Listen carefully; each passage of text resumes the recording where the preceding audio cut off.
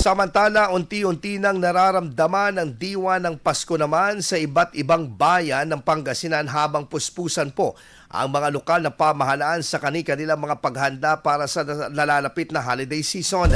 Sa San Nicolas, Pangasinan, nagsagawa ng initial coordination meeting ang lokal na pamahalaan para sa itatayong Christmas in the Park 2025.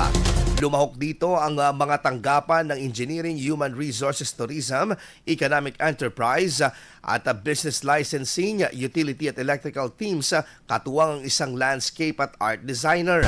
Samantala, maagang pinailawan naman sa bayan ng Bugalyon ang kanilang Christmas lighting ceremony habang tampok naman sa iba't ibang bayan ng makukulay na Christmas bazaar na dinarayo ng mga mamamayan.